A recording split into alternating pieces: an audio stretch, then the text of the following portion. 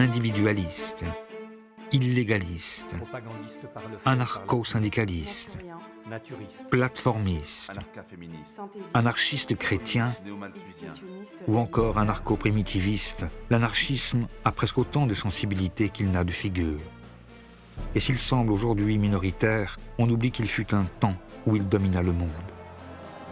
Et pourtant, au sortir de la Première Guerre mondiale, en Europe, l'anarchisme semblait avoir perdu presque toute son influence.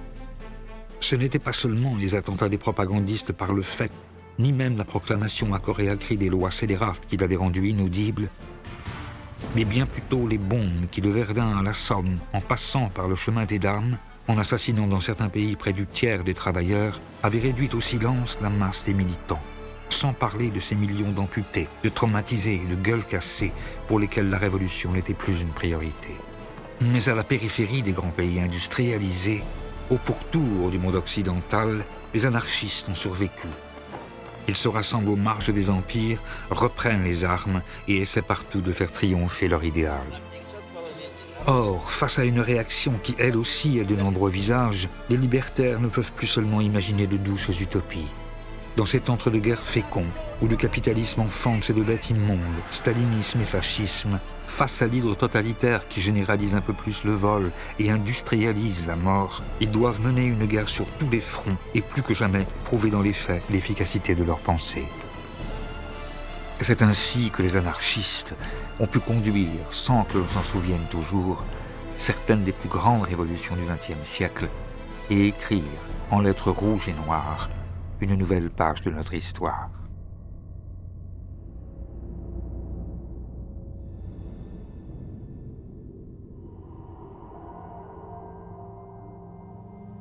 Depuis 50 ans, sur le continent américain, les anarchistes innervent toujours le corps social.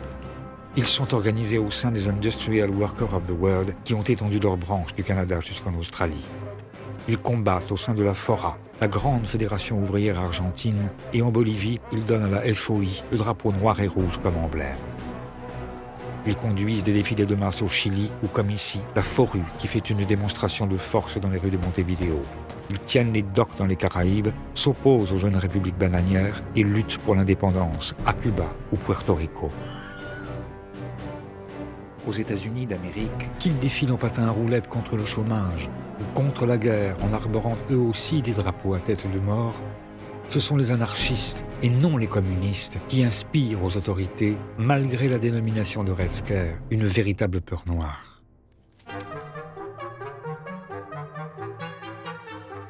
En 1917, au cours d'une nouvelle chasse aux sorcières, de gigantesques rafles ont été organisées. Des milliers de révolutionnaires sont arrêtés préventivement, promenés dans l'archipel carcéral et finalement déportés sur le paquebot Bufford, ici plus subtilement renommé Arche des Soviets. Et comme le pays de la liberté craint plus que tout les libertaires, c'est sur des airs de ragtime, avec des sourires et des dessins animés, que la propagande se diffuse. Des dessins animés qui amalgament la vermine anarchiste et bolchevique et l'assimilent à des rats qu'il s'agit d'exterminer. Des dessins animés signés par un joyeux capitaine d'industrie qui finira tout de même par avoir des tendresses pour le parti nazi.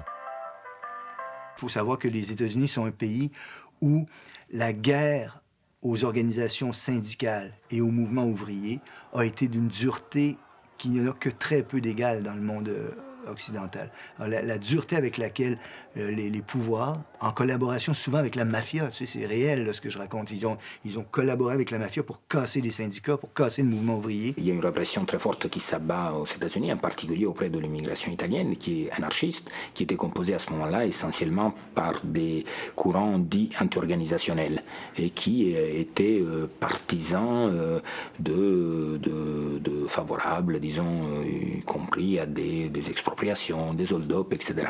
Et donc les autorités vont profiter aussi de cette situation pour criminaliser, bien évidemment, ces militants, et Sacco et Vanzetti en feront les frais.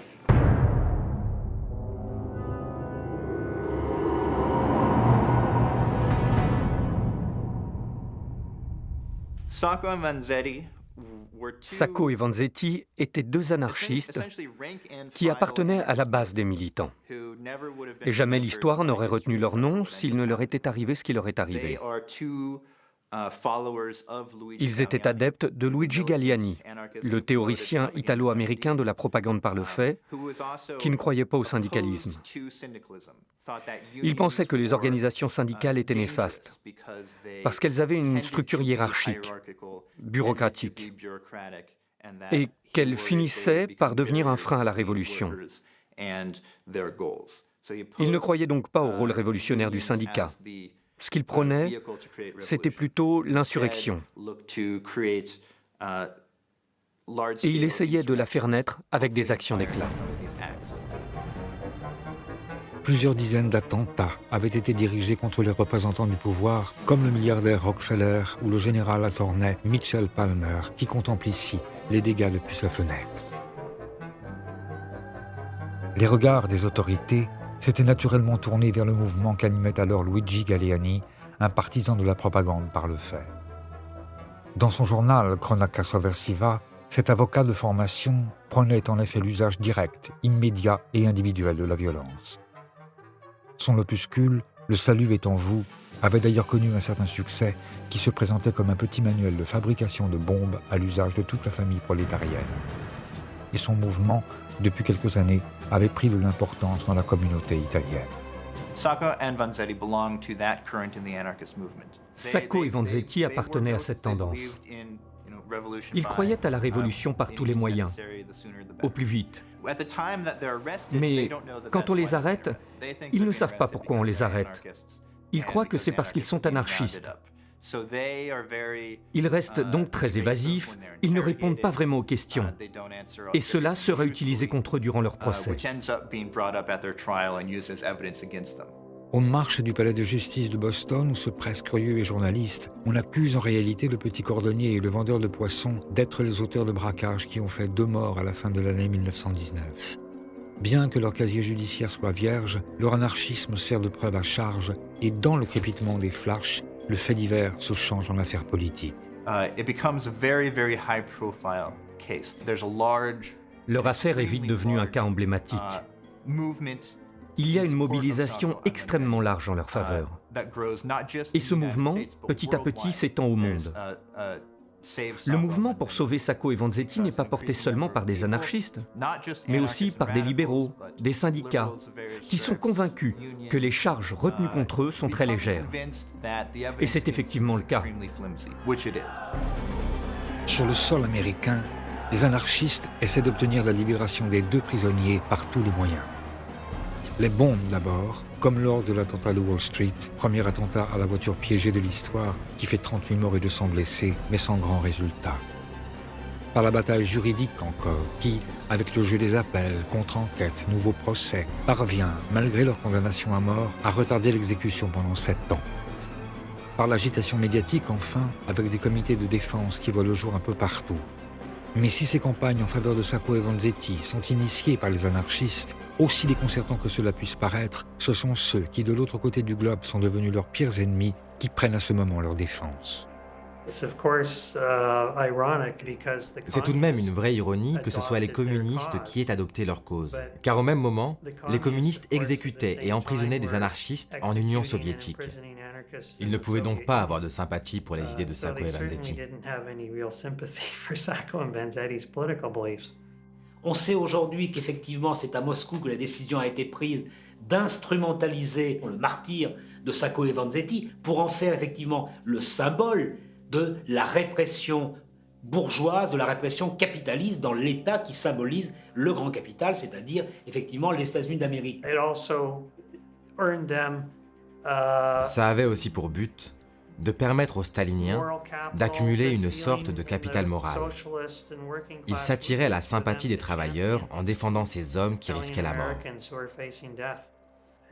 Mais c'était bien une instrumentalisation de l'affaire Sacco et Vanzetti pour mieux servir leurs propres intérêts. Et ça, c'est vraiment triste.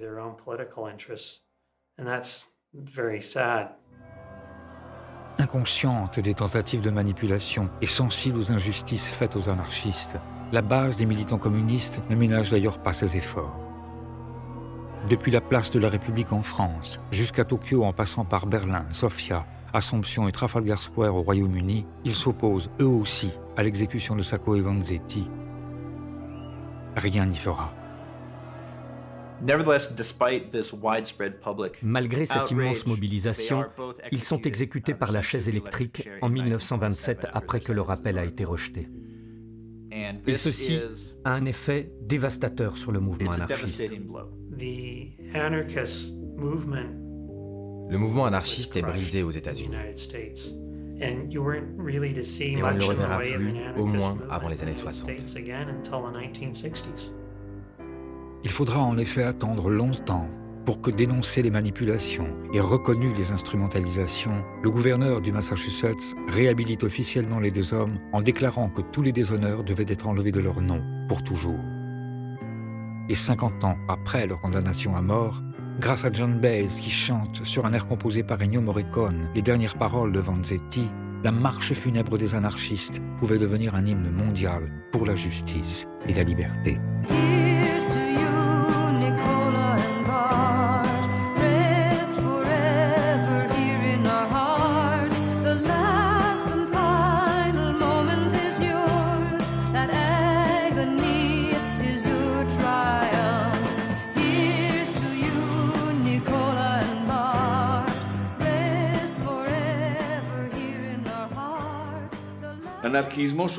L'anarchisme subit alors une diaspora énorme. Diaspora des anarchistes russes, diaspora des anarchistes nord-américains, diaspora des anarchistes italiens. Beaucoup sont venus naturellement en France, parce que la France n'était pas une dictature, c'était encore une démocratie libérale.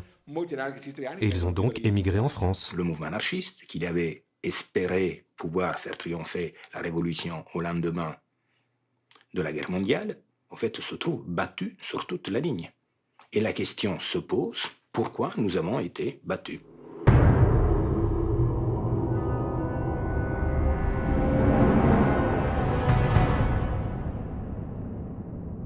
Paris est redevenu le centre du monde.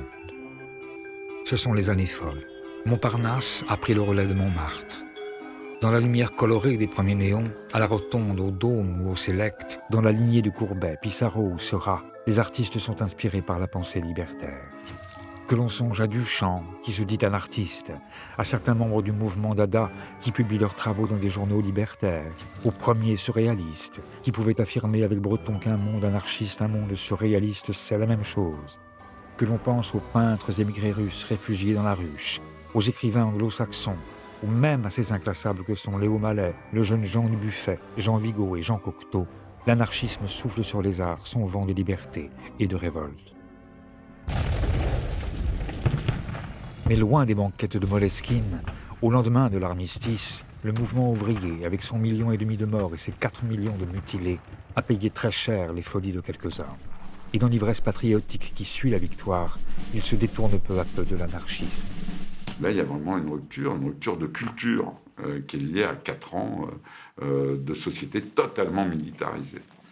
Tout ça ne favorise pas le développement de l'anarchisme et c'est pas, à mon avis, un hasard si la forme de parti ouvrier qui va naître après la Première Guerre mondiale, c'est le bolchevisme, c'est-à-dire une structure hiérarchique qui ressemble à la structure de l'usine et à la structure de l'armée. Dans les années 1920, malgré les grandes grèves menées par les syndicalistes révolutionnaires, la société française et le mouvement ouvrier sont en effet en train de céder lentement, mais irrémédiablement, à de nouvelles sirènes. En fondant le Parti communiste à la suite du congrès de Tours, les marxistes-léninistes français, renforcés par la prise de pouvoir des bolcheviks en Russie et la création du Comintern, séduisent les prolétaires. Ils gagnent du terrain sur les anarchistes, s'emparent de leur structure, se réapproprient leurs martyrs et spolient leurs symboles. Comme l'Internationale, qui devient, amputé de quelques vers gênants, l'hymne de l'Union soviétique. Cette lutte, engagée par les léninistes un peu partout, fait ici aussi ses victimes.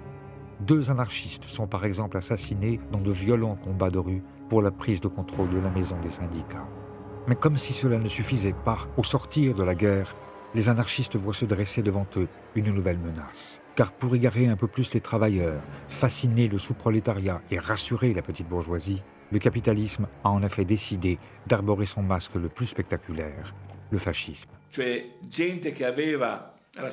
Ils avaient participé à la guerre et ils avaient retenu la leçon la plus néfaste de la guerre. celle de la violence. Mais à la différence de la violence révolutionnaire de gauche, la violence fasciste est plus professionnelle.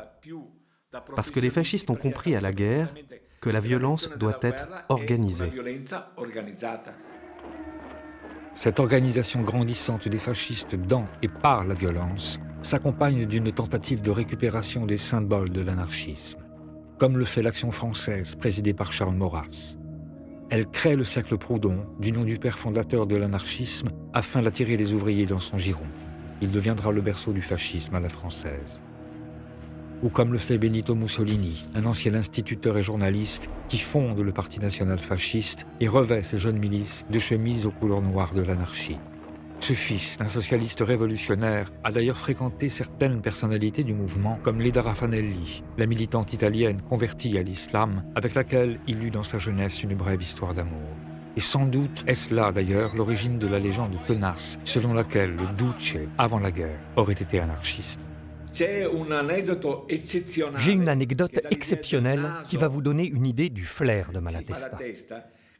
En 1913, Malatesta revient en Italie. Il va à Milan, et là, il rencontre Mussolini. Pendant 1 heure. À la fin, ils se saluent, et un ami de Malatesta demande « Alors, que penses-tu de Mussolini ?» Malatesta répond « Ce n'est pas un socialiste, c'est encore moins un anarchiste, c'est un révolutionnaire qui fera beaucoup de chemin. » Oui, c'est vrai que Mussolini avait traduit le livre sur la grande révolution française de Kropotkin. Mais il n'a jamais été anarchiste, absolument jamais. Et à la suite de Malatesta, les anarchistes ne s'y trompent pas, qui s'opposent aussitôt violemment à l'avènement des nouveaux despotes. Ils sont même les seuls à en combattre la menace, les armes à la main. Comme en Italie, où Michele Schirru, Angelo Sbardellotto ou Anteo Zamboni, qui finira lynché par la foule, fomentent chacun leur tour des tentatives d'assassinat de Mussolini. En Espagne, c'est le dictateur fasciste Primo de Rivera qui est visé, tandis qu'en France, l'héroïque Germaine Berton abat le rédacteur en chef de l'Action française. Alors que sévit aux États-Unis d'Amérique un véritable régime d'apartheid, il n'y a que les libertaires des IWW pour affronter, dans la rue, les milices racistes du Ku Klux Klan. Et l'on oublie que si l'anarchiste conseilliste Marinus van der Lubbe incendie le Reichstag, c'est parce qu'il est devenu l'antichambre de l'hitlérisme. Mais pour la majorité du mouvement, la réponse individuelle n'est plus adaptée. Et c'est au cours des débats sur la constitution des premiers fronts antifascistes qu'ils exposent ce qui est, selon eux, la seule réponse possible à la menace. Très schématiquement, pour les fronts antifascistes, il y a cette histoire du moindre mal. Si le mal principal, c'est le fascisme, il faut tous s'unir contre le fascisme, et quand le fascisme aura été vaincu, on se battra entre nous, de manière dialectique, sur les différentes manières d'organiser la société. Les anarchistes n'acceptent pas cela. Ils pensent que s'il faut combattre le fascisme militairement, il faut aussi le combattre avec une révolution sociale. Pour eux, le seul moyen d'éradiquer le fascisme, c'est à travers la révolution qui sapera les bases économiques et sociales du fascisme. En juin 1926, à Paris, un texte paraît qui s'intitule « Plateforme d'organisation de l'Union générale des anarchistes ». C'est un coup de tonnerre dans le petit monde libertaire. Non seulement pour l'appel qu'il lance à l'unité d'un mouvement qui s'est toujours montré rebelle à toute forme d'organisation, mais encore pour le nom de son principal signataire, un revenant des vallées de cendres et de larmes d'Ukraine qui travaille désormais enchaîné aux lignes de montage chez Renault, dont le corps n'est plus qu'une longue cicatrice, Nestor Makhno. Makhno arrive à Paris après avoir goûté à l'internement en Roumanie, aux prisons polonaises, etc. Il arrive donc dans une période où à la fois les idéaux révolutionnaires sont quand même en déclin, parce que la période n'est plus tellement à ça nulle part en Europe, et où par contre l'image de l'URSS est assez positive pour que le mouvement communiste se soit constitué là-dessus, et donc le mouvement anarchiste se retrouve extrêmement marginalisé. Par rapport à ça, vous avez des anarchistes qui estiment que, à l'origine de cette défaite, c'était l'absence d'organisation, ou de concertation, plus exactement, des anarchistes entre les eux. Et c'est le point de vue qui est défendu par ce qu'on appelle les makhnovistes, c'est-à-dire les partisans de Makhno, qui vont développer avec Archinov des documents dans lesquels ils se déclarent favorables à la constitution d'une organisation anarchiste structurée, fondée sur le principe de la responsabilité collective, que pour eux c'est quelque chose d'indispensable pour pouvoir reprendre le combat et l'emporter. L'anarchisme n'est pas une belle fantaisie, ni une idée abstraite de philosophie. Il est un mouvement social des masses laborieuses. Il doit rallier ses forces en une organisation générale et permanente, comme l'actualité et la stratégie de la lutte sociale l'exigent. La plateforme publiée ci-dessous représente les grandes lignes, le squelette d'un tel programme. Elle doit servir de premier pas vers le ralliement des forces libertaires en une seule collectivité révolutionnaire active, capable d'agir. Il est temps pour l'anarchisme de sortir du marais de la désorganisation. Vive le mouvement anarchiste organisé. Vive l'union anarchiste générale. Vive la révolution sociale des travailleurs du monde. Certains ont pu lire la plateforme comme une volonté d'imiter le parti bolchevique. Mais c'est en réalité une transposition de ce qu'a été la Makhnovtchina comme groupe anarchiste. C'est-à-dire que c'est une élimination de l'anarchisme de tendance artistique, de la tendance individualiste ou de l'anarchisme terroriste. C'est vraiment la lutte des classes menée par des groupes armés. Au lieu de favoriser le rassemblement du mouvement anarchiste, l'appel de Makhno provoque surtout un de ces interminables débats dont les libertaires ont le secret. Des réponses fusent du monde entier. On s'oppose, on polémique, on synthétise. La confusion s'installe. Tout cela ne fait que renforcer Makhno et les siens dans leur conviction qu'il faut unir et discipliner un peu plus les anarchistes. Il décide de rassembler ses partisans à La Haye-les-Roses, dans la banlieue parisienne, lors d'une conférence internationale qui se tient le 20 mars 1927 au cinéma Les Roses.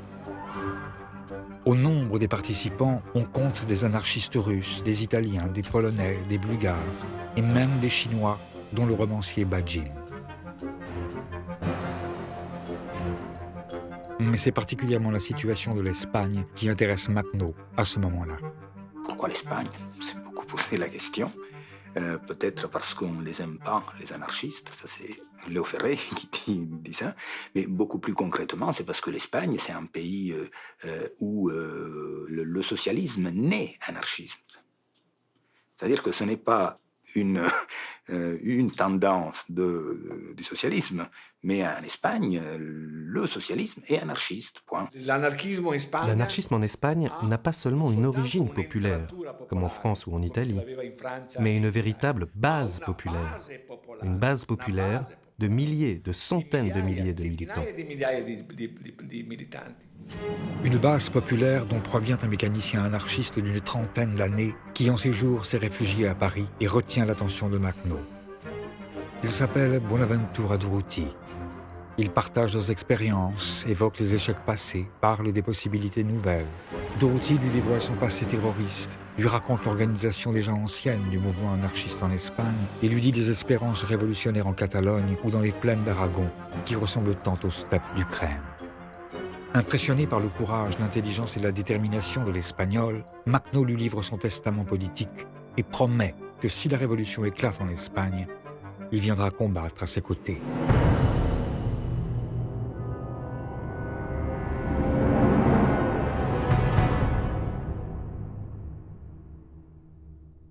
Ce que les anarchistes défendent, veulent, ce à quoi ils aspirent, c'est un idéal très élevé, mais qui demande une longue préparation. Alors, en Espagne, on a vécu ça. Il y a eu 70, plus de 80 ans de préparation à la guerre d'Espagne. Donc, quand la révolution éclate en Espagne, les gens sont prêts. Ça fait très longtemps qu'ils se préparent à ça.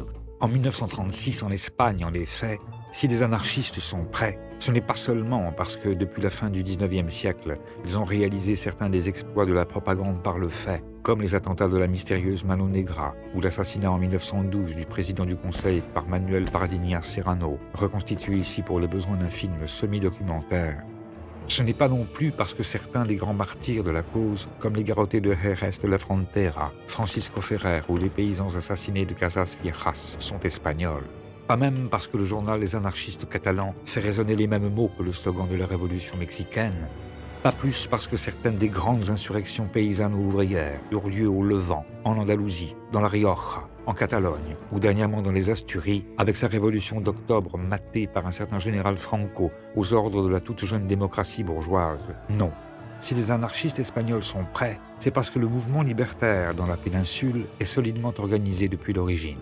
D'abord au sein d'une puissante section espagnole de l'Internationale ouvrière, puis de la FAI, Fédération anarchiste ibérique, et de la CNT, Confédération nationale du travail, qui est, à la veille du coup d'État de Franco, l'un des syndicats les plus fournis et le mieux structuré au monde.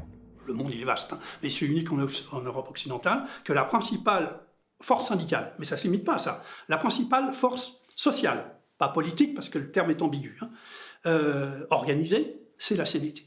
On a compté qu'à la fin du printemps 1936, c'est à peu près 1,5 million de gens qui sont adhérents à la Confédération nationale du travail sur l'ensemble de l'Espagne, dont pas loin d'une moitié en Catalogne. Avec seulement un salarié permanent. C'est incroyable quand on y pense. Un seul salarié pour une organisation aussi grande. En 1936, Makhno est mort et Durruti est revenu en Espagne. Des élections ont lieu. Une fois n'est pas coutume, les organisations anarchistes qui ne présentent aucun candidat appellent leurs militants à voter pour le Front populaire. Grâce aux millions de voix des libertaires, une assemblée de gauche composée de socialistes, de républicains démocrates et de seulement quelques communistes, qui représentent alors une infime minorité du mouvement ouvrier espagnol, est élue de justesse. La réaction de la droite ne se fait pas attendre. Le général Franco somme toutes les casernes de prendre le contrôle du pays. C'est la guerre civile. Le coup d'État de Francisco Franco survient en 1936 et l'Espagne éclate comme une pastèque. D'un côté, il y a un front progressiste et de l'autre un front fasciste. Et pendant 3 ans, ça va être une opposition radicale. Comme en Italie ou en Allemagne, devant le putsch, la grande bourgeoisie applaudit. Les oligarques apportent leur soutien financier aux fascistes et les démocrates abdiquent. Le gouvernement de Front populaire abandonne. Au lieu d'appeler à la résistance, il démissionne 3 fois dans la même journée. Le peuple est livré à lui-même et une moitié du pays tombe sous la coupe de Franco. Les organisations libertaires lancent alors un appel général à la mobilisation. Partout, spontanément, comme un seul homme, les anarchistes se lèvent. En Catalogne, emmenés par Durruti qui dirige la défense de Barcelone, les libertaires mettent en échec les putschistes. Aux barricades, l'hymne de la CNT que Valeriano Robon, l'un des théoriciens de l'anarcho-syndicalisme espagnol, écrit en quelques heures, devient le cri de tout un peuple.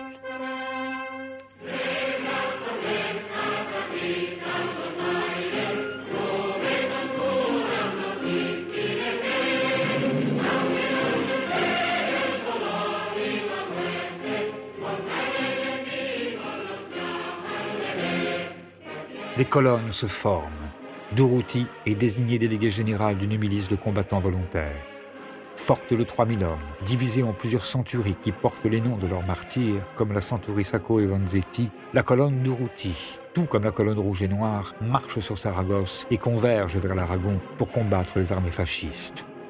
Et inspiré par la Magnofcina, Durruti et ses hommes font tout à la fois la guerre et la révolution.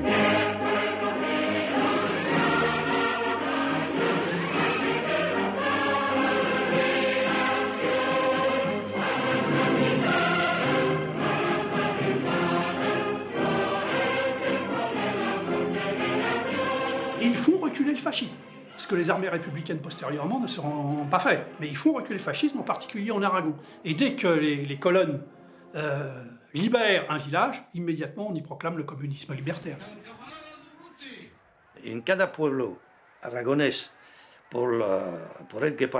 Dans chaque village par lequel passait la colonne Durruti, on discutait avec les paysans. Les anarchistes leur disaient que ça y est, ils pouvaient enlever les séparations entre les champs, créer de grandes zones collectives et travailler la terre tous ensemble. Dans leur marche, les libertaires chassent les maîtres et les dieux et annoncent la fin des privilèges. Sur les places des villages libérés, des danses nouvelles viennent remplacer les anciennes complaintes. Des couples se forment aux yeux de tous, on partage les terres, le travail et le pain, on donne la retraite aux anciens, on prend le temps de vivre. On invente des pratiques et on recrée des solidarités. L'anarchisme pousse ici sa logique jusque dans ses ultimes retranchements. Assemblées paysannes, campagnes d'alphabétisation, plus de 800 villes et villages d'Espagne se mettent en commune. Et l'une des plus grandes expériences de collectivisation de l'histoire commence. Dans la pratique, c'est une explosion d'expériences, de nombreuses communautés, et pas un village de 200 habitants, qui supprime l'argent. Ah bon? On va vivre comment? Alors on invente, parce que ça, c'était pas dans les textes des théoriciens. On invente par exemple le salaire familial. Tout le monde travaille, on a une production, on la répartit comment? Au niveau des efforts de chacun? Non, au niveau des besoins de chacun. Ils avaient aboli l'argent. Ça semble incroyable aujourd'hui. Mais ils étaient des milliers. Ils s'organisaient. Bien sûr que sur ces territoires libérés, le clergé était exproprié. Et les anciens exploiteurs devaient désormais travailler main dans la main avec les paysans. Ça ne va pas se passer bien partout. Parce que dans un premier temps, on chasse la garde civile, on chasse ou on élimine les fascistes du village. Parfois, les troupes franquistes vont revenir. Et on imagine la répression qui va s'imposer. On parle d'églises incendiées. On parle aussi des curés tués par les anarchistes. Et c'est vrai, ça a eu lieu. Le pouvoir, quand il est repris par le peuple, génère ce genre d'action. Bakounine lui-même le disait. Il disait, quand la révolution arrive, il est inévitable que 100 têtes tombent. 100 têtes, ce n'est pas beaucoup quand on pense aux exactions commises par les fascistes. Grâce au matériel envoyé en quantité presque illimitée par Henry Ford et au soutien de troupes italiennes ou de la lugubre Légion Condor, les franquistes se livrent en effet à une véritable épuration sociale et un nettoyage idéologique. Comme à Séville, où 8000 personnes sont passées au fil de la baïonnette, ou comme à Guernica, où sans discernement, hommes, femmes et enfants sont écrasés sous les bombes.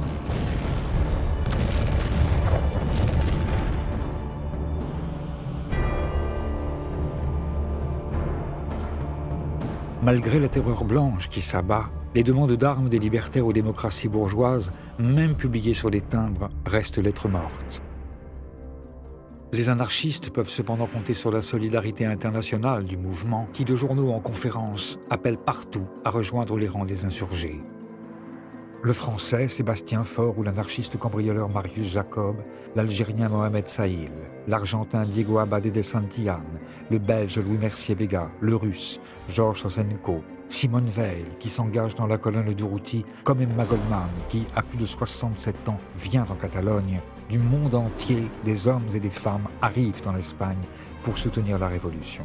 Et avec les premières colonnes d'internationalistes, la brigade Abraham Lincoln, composée notamment d'IWW, le bataillon Malatesta que l'on surnomme bataillon de la mort, ou le bataillon Louise Michel venu de France, les révolutionnaires étrangers prennent soudain, en arrivant, la mesure du changement. Dans les pays d'où ils viennent, que ce soit des Français, des Anglais, des Américains, que ce soit des réfugiés, allemands ou italiens, les autres ils sont dans le camp de Franco, dans leur pays, il n'y a jamais eu, ils n'ont jamais, à aucun moment de leur histoire, rencontré un mouvement anarchiste de cette importance.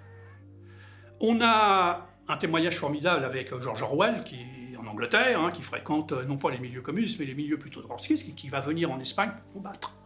Il arrive à Barcelone, et c'est une véritable découverte. En Angleterre, il ignorait que les anarchistes existaient d'une part, et tenaient la ville.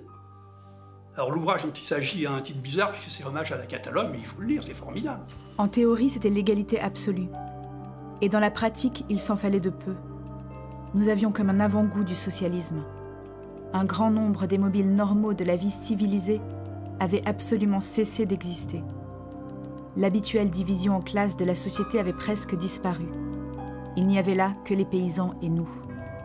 Et nul ne reconnaissait personne pour son maître. Pendant que les bataillons internationalistes partent soutenir les colonnes anarchistes sur le front, à l'arrière, devenus à leur tour conscients du rôle central joué par la propagande, les libertaires s'emparent de l'industrie du cinéma et, avec leurs faibles moyens, montrent les combats acharnés qu'ils livrent alors en Aragon. Mais dans cette guerre des images, où pour la première fois, ce sont eux qui filment, les anarchistes n'oublient pas de témoigner de l'ampleur et de la spécificité de leur révolution. les opérateurs de la CNT saisissent sur le vif une capitale insurgée. Premier reportage sur les événements de Barcelone, c'est le syndicat CNT, le syndicat des spectacles publics, qui le produit. Ils sortent dans la rue, voir ce qui se passe sur les barricades, là, de formidables images d'une ville en révolution. On n'en a pas pour Saint-Pétersbourg ou d'autres endroits. Là, on en a. C'est quoi une ville en révolution? Sur ces images, on voit une ville qui est pratiquement anarchiste, avec un enthousiasme populaire exceptionnel qui ne s'est plus jamais reproduit dans toute l'histoire. Ces images révèlent au monde l'importance et la cohérence de la révolution libertaire espagnole. Au milieu des restes de barricades et des centres de pouvoir détruits, les documentaristes anarchistes comme Félix Marquet dévoilent chaque étape du grand bouleversement. Ici, l'anarcho-syndicalisme fonctionne à plein et donne sa mesure. Toute forme de bureaucratie, de métiers non productifs, d'emploi de contremaîtres sont abolis. Les grandes décisions sont prises en conseil, les différentes tâches effectuées en commun, les moyens de production récupérés par la collectivité. En Catalogne, qui est de loin la première région industrielle d'Espagne, ce sont plus de 75% des entreprises qui sont autogérées. Les tramways, les taxis et les bus, les hôtels et les restaurants, les boulangeries, la pêche et les métiers de bouche, les ateliers de textile, l'industrie du cuir et des chaussures. Tous les petits commerces comme les plus grandes entreprises sont désormais gérés de façon collective, sans baisse de production ni réduction du rendement. La révolution s'attaque même à la culture qui redevient soudain populaire et sociale. Cinéma, orchestre symphonique, opéra ou cabaret sont gérés directement par les comédiens, les danseurs et les musiciens, les techniciens et les ouvreuses qui sont tous membres de la CNT. Emma Goldman, qui a 67 ans, est venue en Espagne soutenir la révolution catalane, peut déclarer « La collectivisation des usines et des terres représente la plus grande réussite de toutes les périodes révolutionnaires. Votre révolution va détruire pour toujours l'idée que le projet anarchiste signifie le chaos. Même si Franco gagne et que les anarchistes espagnols sont exterminés, votre travail continuera de vivre à jamais. » Ça signifie que l'anarchisme fonctionne. Ça fonctionne, mais à quelles conditions? À la condition qu'une majorité de la population soit convaincue par les principes libertaires. Il est donc possible de faire une société sans autorité et sans gouvernement, ou avec le minimum d'autorité et le minimum de gouvernement. Ce triomphe de l'anarchisme en Espagne trouve une expression dernière mais paradoxale le 4 novembre 1936, quand les républicains décident de former à Madrid un nouveau gouvernement de la victoire. Afin de rassembler les différentes forces antifascistes contre les franquistes, pour la première fois dans l'histoire, 4 libertaires deviennent ministres. Leur présence a d'un côté pour but de renforcer le gouvernement, mais elle est aussi un moyen pour les milices anarchistes d'obtenir des armes. C'est donc un peu du donnant-donnant.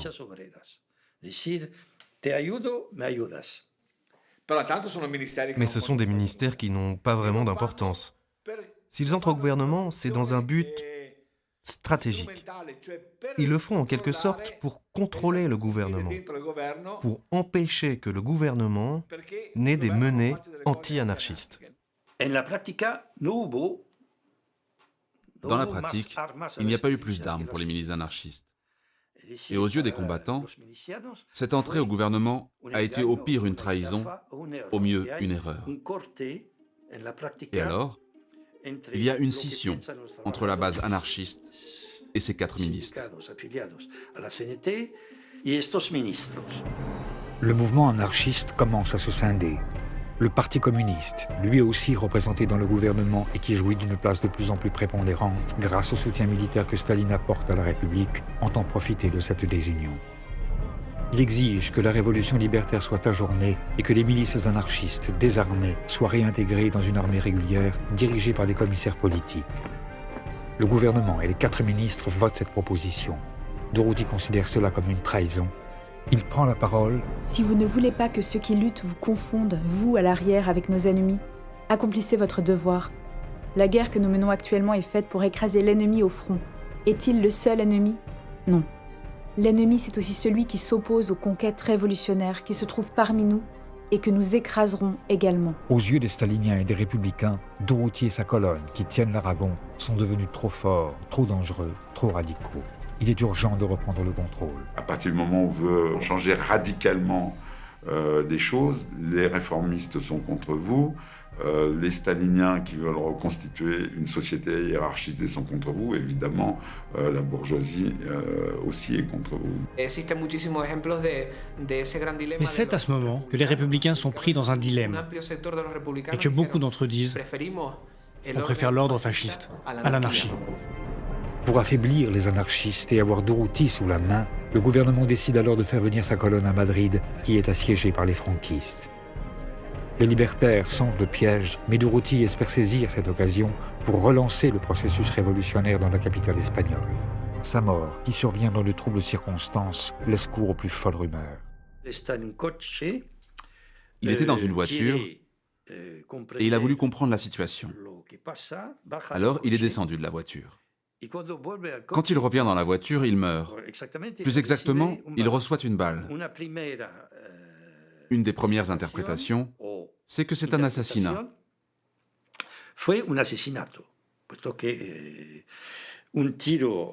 Un tir comme ça, à bout portant, ne peut être qu'un assassinat. Et c'est une thèse immédiatement propagée par les franquistes, qui disent que les républicains se tuent les uns les autres. Et puis cette thèse est reprise par le Parti communiste, qui dit que les anarchistes sont des petits bourgeois désorganisés et qu'ils se tuent entre eux. Mais pour moi, c'est un accident. Il y avait dans la voiture un soldat qui avait un fusil. Ces fusils qu'il y avait en ce temps-là, avec la sécurité qui ne fonctionnait pas vraiment. Et quand Durruti s'est levé, il reçoit le tir. Pendant la guerre, avec une personnalité comme Durruti, dire qu'il est mort bêtement à cause d'une arme qui ne fonctionnait pas bien, ça faisait un peu ridicule. Aujourd'hui encore, les circonstances de la mort de Durruti ne sont pas éclaircies. Son corps est transporté à travers le pays jusqu'à Barcelone. Plus de 500 000 personnes défilent jusqu'au cimetière de Montjuïc, où il est inhumé. C'est la dernière démonstration publique à grande échelle de la force des anarchistes pendant la guerre d'Espagne. Durruti était un symbole. Et sans Durruti, l'anarchisme restait sans figure de proue. L'anarchisme est une théorie politique qui prévoit la destruction du pouvoir. Ce n'est pas une stratégie de conquête politique. Le communisme, en revanche, oui.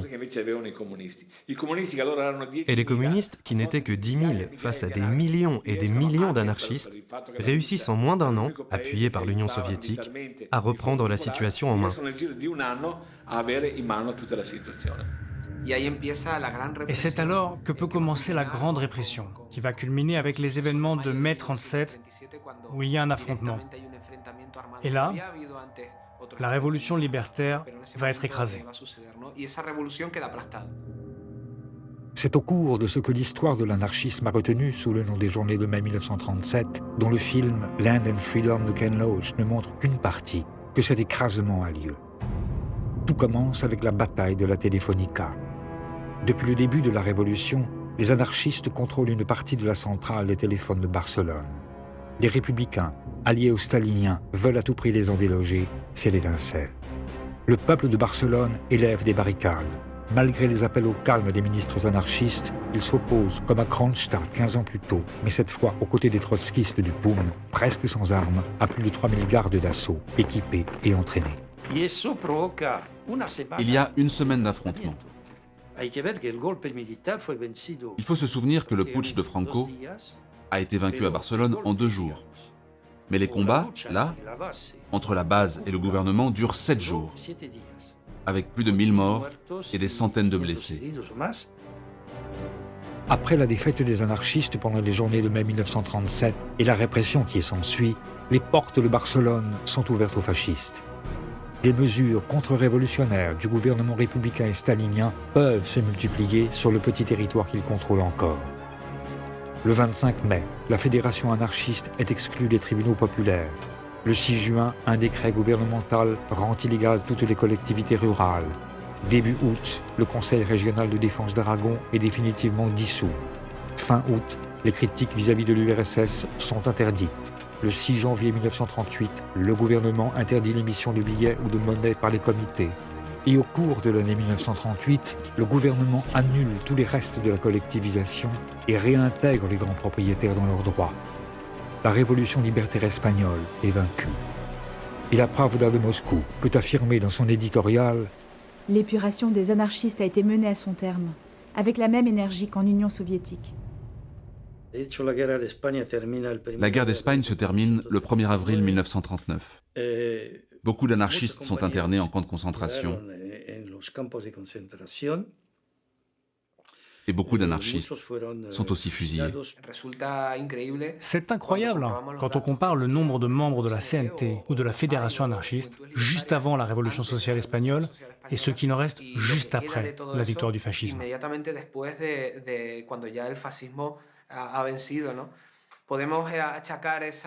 On pourrait croire que c'est la répression fasciste qui est la cause de cette disparition. Mais en réalité, c'est surtout dû à la répression du gouvernement républicain en accord avec les staliniens. Et ça, tous les historiens le confirment. C'est un épisode profondément dramatique de l'histoire du XXe siècle que cette guerre d'Espagne. Même si c'est pas un épisode auquel on pense spontanément quand on fait l'histoire du XXe siècle. Pour moi, c'est un des points tournants, puis c'est quelque chose de sanglant, c'est quelque chose d'horrible dans l'histoire du XXe siècle, ce qui s'est passé là. L'abandon par les démocraties, les fascistes italiens, les nazis, donc l'URSS, les staliniens. Alors, le monde entier se ligue pour faire échouer cette expérience-là. Et comme vous le savez, elle échoue.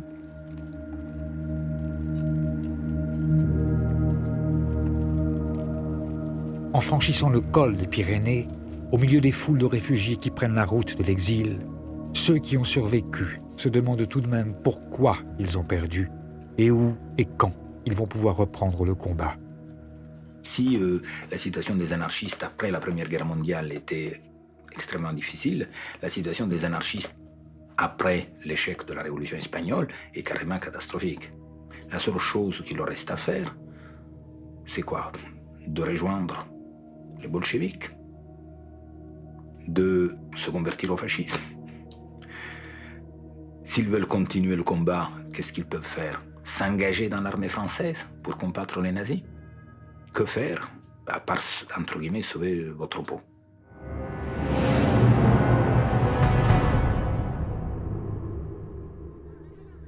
En avril 1939, la Deuxième Guerre mondiale n'a pas encore commencé.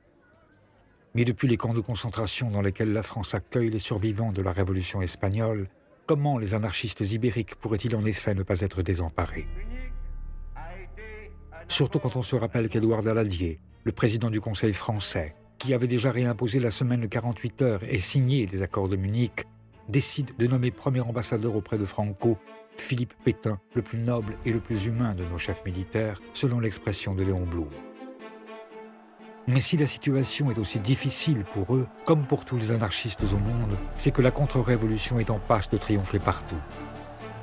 Dans les pays fascistes, bien sûr, mais aussi dans les républiques socialistes ou dans les démocraties libérales, la réaction égrène son chapelet de mort. Comme lors du massacre du Memorial Day aux États-Unis d'Amérique, où la police de Chicago assassine des dizaines de travailleurs, dont une femme et 3 enfants. Et comme toujours, dans un monde qui se recouvre de barbelés, les libertaires sont parmi les premières cibles de la répression. Du Vernet à Oranienburg, ils sont très tôt rassemblés, déportés et, à l'image d'Éric Musam, exécutés. Car dans un contexte de crise généralisée du capitalisme, l'écrasement des révolutionnaires constituait pour la bourgeoisie le préliminaire nécessaire à son désir d'expansion. Et l'impérialisme que l'on reconnaît hier comme aujourd'hui à ceux qui n'ont que le mot paix à la bouche, se préparait depuis longtemps à la guerre. L'Espagne, tout comme l'Abyssinie ou la Mandchourie, était bien plus que des répétitions générales. Tous les pactes de non-agression ne tendaient en réalité qu'à accélérer le processus déjà engagé et l'exacerbation des sentiments nationaux n'avait pour seul objectif que d'empêcher les travailleurs de s'unir. Il fallait donc auparavant, à tout prix, effacer jusqu'à la mémoire de ces hommes et de ces femmes qui avaient aboli l'État, l'argent et les frontières et essayer envers et contre tout de bâtir un monde meilleur. C'est ainsi que dans les ténèbres d'une nouvelle guerre mondiale qui libérera les passions les plus barbares et transformera la Terre en un vaste champ de ruines, alors que les travailleurs seront enrégimentés, fanatisés, réduits en esclavage ou en cendres, pouvait se perdre l'écho des dernières paroles de Dorothy. Nous avons toujours vécu dans la misère, et nous pourrions continuer de le faire pour un temps. Mais n'oubliez pas que nous, les travailleurs, sommes les seuls producteurs de richesse. C'est nous qui faisons fonctionner les machines, nous qui extrayons le charbon des mines, nous qui construisons les villes. Nous savons que nous n'hériterons que de ruines parce que la bourgeoisie essaiera de détruire le monde dans les derniers instants de son histoire. Mais nous n'avons pas peur des ruines, parce que nous portons un monde nouveau dans notre cœur. Car notre sang bleu est noir, notre drapeau rouge est noir, notre étoile jaune